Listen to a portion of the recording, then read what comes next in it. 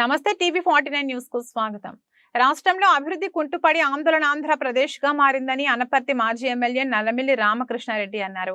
Doctor BR Ambedkar Konaseema జిల్లా మండపేటలో స్థానిక TDP కార్యాలయంలో ఏర్పాటు చేసిన విలేకరుల సమావేశంలో ఎమ్మెల్యే వేగుల జోగేశ్వరరావుతో కలిసి ఆయన మాట్లాడుతూ రాష్ట్రంలో ఉద్యోగులు, కార్మికులు, అంగన్వాడీలు అన్ని వర్గాల వారు ఆందోళన బాట పట్టారని, దీంతో ఆంధ్రప్రదేశ్ ఆందోళన ప్రదేశ్ గా మారిందన్నారు. ఉద్యోగులపై ఎస్మా ప్రయోగించి వారిని బెదిరించే పరిస్థితికి వైసీపీ ప్రభుత్వం వచ్చిందన్నారు. ఈరోజు చంద్రబాబు నాయుడు గారు రాష్ట్రంలో రా కదలిరా అనే పేరుతో జిల్లాల వారీగా పర్యటన చేయడం జరుగుతూ ఉంది.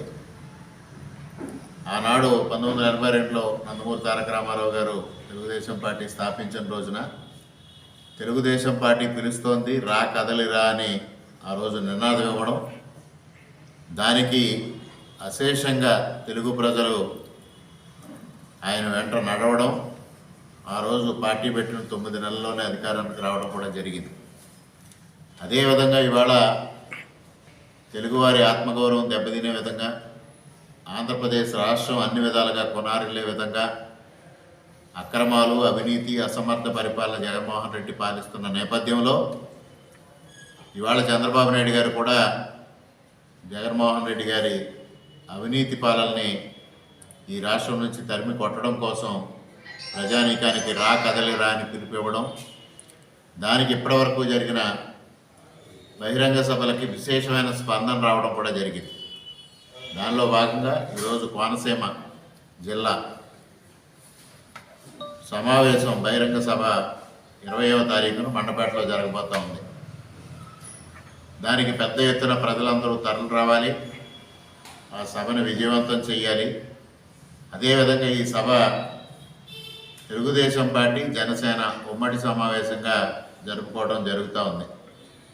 రాష్ట్ర వ్యాప్తంగా జరిగే మొత్తం అన్ని జిల్లాల సభల్లో 2 సభల్లో పవన్ కళ్యాణ్ గారు పాల్గొనడం జరుగుతుంది. ఇక్కడ చంద్రబాబు నాయుడు గారు మాత్రమే పాల్గొంటే ఉమ్మడి జిల్లాలోని జనసేన నాయకులు కూడా ఇక్కడ ఈ కార్యక్రమంలో పాల్గొనడం జరుగుతుంది.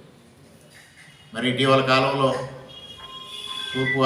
ఉమ్మడి తూర్పుగోదావరి జిల్లాకు సంబంధించి ఎర్రస్ట్రాయిల్ తూర్పుగోదావరికి సంబంధించి తునిలో జరిగిన బహిరంగ సభకి దాదాపు 1,00,000 మంది తరలి రావడం జరిగింది. అదేవిధంగా రేపు మండపేటలో జరిగే బహిరంగ సభను కూడా ప్రజానీకం అంతా విజయవంతం చెయ్యాలని ఈ సందర్భంగా విజ్ఞప్తి చేస్తూ ఉన్నాం. ఇవాళ తెలుగుదేశం పార్టీ, జనసేన ఉమ్మడిగా ఈ కార్యక్రమం నిర్వహిస్తూ తెలుగుదేశం, జనసేన ప్రభుత్వం రేపు ఏర్పాటు అయిన తర్వాత ప్రజలకు ఏ విధమైన సంక్షేమ కార్యక్రమాలు చేస్తాము, ఏ విధమైన అభివృద్ధి కార్యక్రమాలు చేస్తాము అనేది తేటతెల్లం చేయడం దీని యొక్క ముఖ్య ఉద్దేశం. అదేవిధంగా ఇవాళ జరుగుతున్న అవినీతి, అసమర్థ, అక్రమ పరిపాలన లోపాలను ఎండగట్టడం ప్రధాన ఎజెండాగా ఈ కార్యక్రమం సాగుతూ ఉంది. ఇవాళ జగన్మోహన్ రెడ్డి పరిపాలనలో ఏ ఒక్క వర్గం సంతృప్తిగా లేని పరిస్థితి. ఇటు రైతులు తీసుకున్నా, వ్యాపారులు తీసుకున్నా, సామాన్య ప్రజానీకం తీసుకున్నా, ఉద్యోగులు తీసుకున్నా, టీచర్స్ తీసుకున్నా, ఇతర వర్గాల అంగన్వాడీ కానీ ఇటువంటి వ్యవస్థలన్నింటినీ సర్వనాశనం చేసిన పరిస్థితి. ఇవాళ ఆంధ్రప్రదేశ్ రాష్ట్రాన్ని ఆందోళన ఆంధ్రప్రదేశ్గా మార్చేసిన ఘనత జగన్మోహన్ రెడ్డి గారు. ఇవాళ అందరూ ఆందోళన చేస్తూనే ఉన్నారు. ఒక పక్క సర్వశిక్ష అభియాన్, మరో పక్క మున్సిపల్ కార్మికులు, మరో పక్క అంగన్వాడీలు, మరో పక్క సచివాలయ వ్యవస్థ. ఎవరు చూసినా అందరూ ఆందోళన చేసే దిశగా వస్తూ ఉంటే చివరికి వాళ్ళని బెదిరించి వాళ్ళ మీద ఎస్మా ప్రయోగం చేసి వాళ్ళని ఏదో ఒక విధంగా దారిలోకి తీసుకురావాలని జగన్మోహన్ రెడ్డి చేస్తున్న ప్రయత్నాలు కూడా విఫలమవుతూ ఉన్నాయి. మరి అదేవిధంగా అనేక వర్గాల్ని ఆ రోజు అలవిగాని హామీలు ఇచ్చి రెచ్చగొట్టి తెలుగుదేశానికి వ్యతిరేకంగా ఆ రోజు వీళ్ళందరినీ ప్రోత్సహించడం జరిగింది. నాయుడు గారు ఉద్యోగుల విషయంలో కానీ ఇతర విషయాల్లో కానీ అలవిగాని హామీలు చెప్పడం మాట నుంచి ఇవి సాధ్యం కాదు అనేది కూడా స్పష్టంగా ఆ రోజు చెప్పడం జరిగింది. అయినప్పటికీ జగన్మోహన్ రెడ్డి నేను అధికారంలోకి వస్తే ఈ కార్యక్రమాలన్నీ వారం రోజుల్లో చేస్తాను, ప్రత్యేక హోదా ఈ విధంగా చెప్పాడు, అదేవిధంగా మిగిలినవన్నీ చెప్పాడు. మద్యపాన నిషేధం అన్నాడు, అంగన్వాడీలకి జీతాలు పెంచుతా అన్నాడు, 3,000 రూపాయలు పెన్షన్ ఇస్తా అన్నాడు. ఏది వాళ్ళ వరకు చెప్పిన మాటల్ని అమలు చేయని పరిస్థితి. మాట తప్పను, మడమ తెప్పను అనే దానికి వ్యతిరేకంగా ఇవాళ మాట తప్పుతూ, మడమ తిప్పుతూ ఇవాళ పరిపాలన సాగించడం జరుగుతుంది. ఇవాళ దౌర్భాగ్యమైన పరిస్థితి ఏంటంటే ఏ రాజకీయ పార్టీకి లేని దౌర్భాగ్యమైన పరిస్థితి ఇవాళ వైఎస్ఆర్సీపీకి దాపురించింది. సొంత ఎమ్మెల్యేలని ఉద్యోగుల్ని బదిలీ చేసుకునే విధంగా బదిలీ చేసుకునే దౌర్భాగ్యమైన స్థితిలో ఇవాళ వైఎస్ఆర్సీపీ నెట్టబడిందనడంలో ఎటువంటి సందేహం లేదు.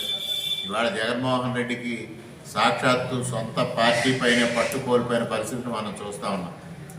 రేపు ఎన్నికల తర్వాత, రేపు 2024 ఏప్రిల్లో జరిగే ఎన్నికల తర్వాత వైఎస్ఆర్సీపీ పార్టీ భూస్థాపితం కాబోతా ఉంది.